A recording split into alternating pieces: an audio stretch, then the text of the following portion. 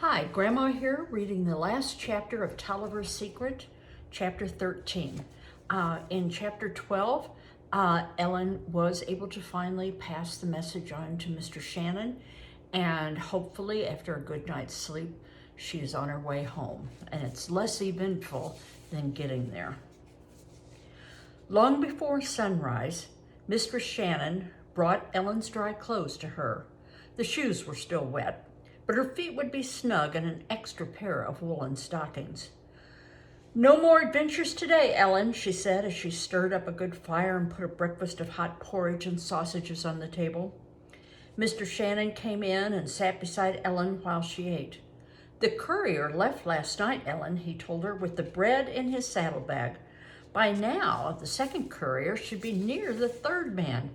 It takes a chain of people to carry a message across the countryside quickly."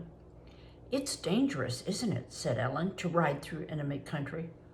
"Well," he admitted, "it is dangerous, but it's no more dangerous than fighting in the army. I'm too old to fight.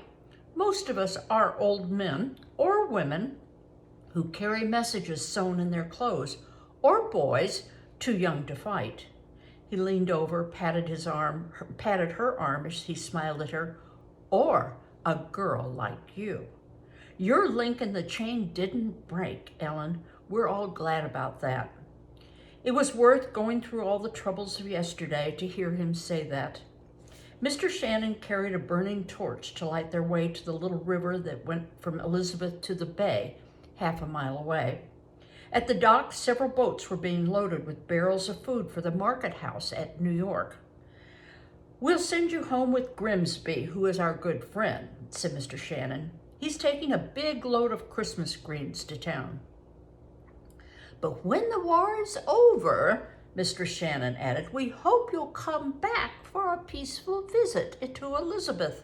Will you come and bring your grandfather?" "Oh, yes," Ellen promised.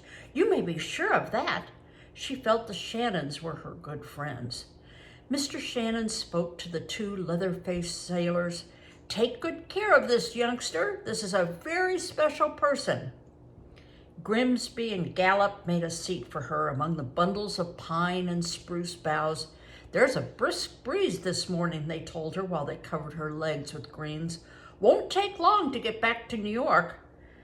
The sky grew pink and the torches sputtered out. They were off. In no time, the boat sailed down the little river past the swampy marshes and the big wharves at the shore. It was not long before Ellen recognized the shoreline of Staten Island. "Why, we sailed past here yesterday," she said to herself. "We must have been quite near Elizabeth before we sailed on to Perth Amboy." She shrugged her shoulders the way Grandfather sometimes shrugged his. "But I never would have seen how the enemy is getting ready in Perth Amboy. Mr. Shannon wanted me to tell him all about that." The day turned out to be a cheerful one, with a great arch of blue sky and a bright sun overhead. Not at all like yesterday, except for men singing.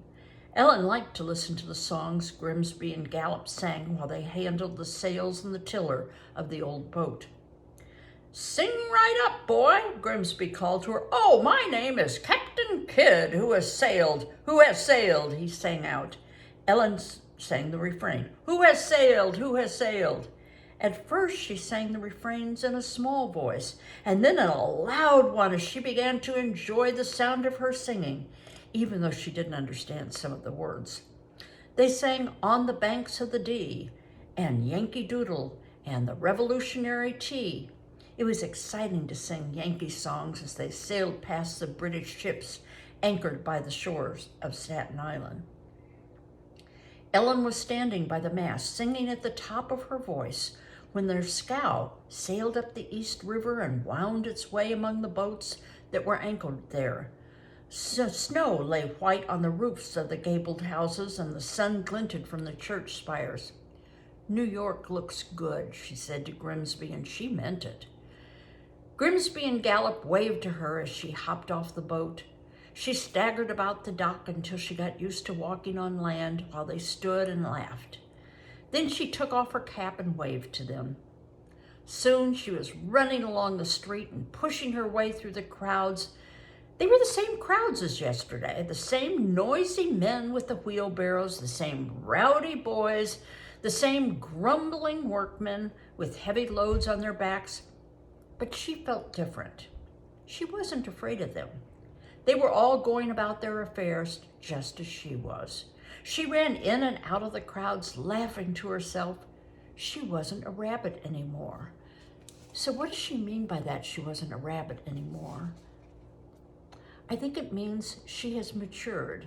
She has grown up. She has become braver. She's no longer looking for a place to hide, afraid of people. She has confidence in herself. Sometimes doing things that we're afraid to do gives us that kind of confidence. She felt like singing as she climbed up the steps and burst into her grandfather's shop. She pushed past 2 British officers and past her grandfather's shaver, Alexander, who had a big bowl of soap suds in his hand. She was so happy to be home, she would have smiled at the leeches if she'd thought to. Grandfather's face lightened up when he saw her. Rising from his couch, he hopped after her to the kitchen and locked the door behind them. "I did it!" Ellen cried in a loud whisper as she kicked off her shoes and danced around the room. "I did it! I did it!" She grabbed her mother's hands and they whirled around together while Grandfather waved the crutch the carpenters had made for him. He would have danced too if he had had 2 feet. Over and over they hugged her and said, "We're so happy you're home." Pulling chairs up to the big table by the window, they sat down to hear about her trip. "You found the farmers' boats without trouble?" Grandfather asked in a whisper. "Trouble," Ellen groaned. "I had nothing but trouble. Trouble all day long." Mother and Grandfather looked at her in surprise. They could hardly believe the whispered tales she told them. Perth Amboy was filled with cannon and wagon trains and hundreds of soldiers, said Ellen. Mr. Shannon told me that General Cornwallis was there in Perth Amboy, getting ready to finish off our army before the winter sets in. "That's what we feared," Grandfather gravely. "But you did get the message to Mr. Shannon, didn't you?" "Oh, yes, I did," said Ellen, "and now I understand why it's so important for the couriers to take messages to our army." "I had no idea it would be so hard for you, Ellen," Grandfather said. "I don't know whether I would have sent you had I known, but I myself never would have been able to get through the lines at all. No one would have smuggled a fat old man on a boat." His eyes twinkled. Mother leaned across the table and smiled at her. "I'm proud of you, Ellen," she whispered, "but I hope you never have to do it again." "Well," said Ellen as she thought that over, "I think maybe I'd do it again. I don't know. I guess I'd do it again if the boat was sure to go to Elizabethtown." It seemed to Ellen that 2 good things happened to her after her trip to New Jersey. The first happened the next morning when she wrapped her red cloak around her and went to the pump early. Uh-oh. You know who's at the pump, right? Dicey, the bully. Ellen took her place at the end of the line to wait her turn. The women were still talking about the high price of food and the high price of firewood. It seemed to Ellen she had been away 100 years, and they were still talking about the same old thing. Then Dicey came by. Her face grew red with anger when she saw Ellen. And we have a picture here of Dicey and Ellen. Dicey's the one in the front, the very angry looking one. "Are you here again?" she cried as she walked slowly, heavily toward Ellen. "Yes, I'm here again." Ellen put down her bucket. She was ready to duck out of the way if Dicey came too close, but she was not afraid of her. She folded her arms across her chest. Dicey growled, "I told you not to come here, Miss Fine Lady." Ellen thrust out her chin and stared back at Dicey. "The pump is near my home," she said calmly, "and I intend to use it no matter what you say." Dicey stared back, but she came no further. For almost a half a minute, they stared at each other. Then Dicey shrugged and turned away. "You're just lucky I'm not ready for a fight," she called over her shoulder, but she walked away. The second good thing happened a month later. Grandfather's silver snuff box came back to him by way of a secret courier.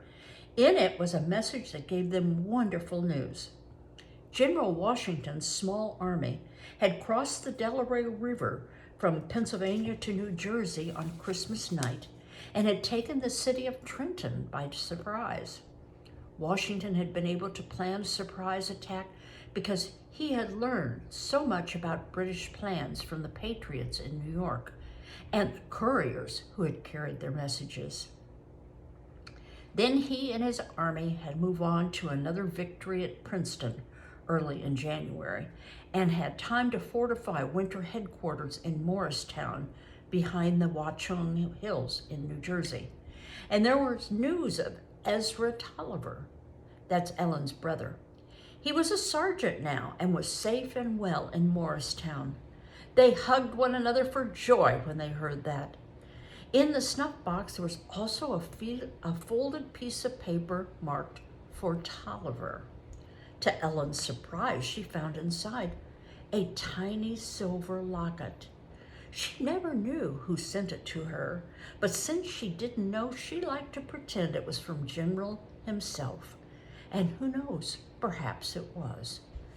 So she likes to think that that silver locket was from General Washington, who eventually became President Washington.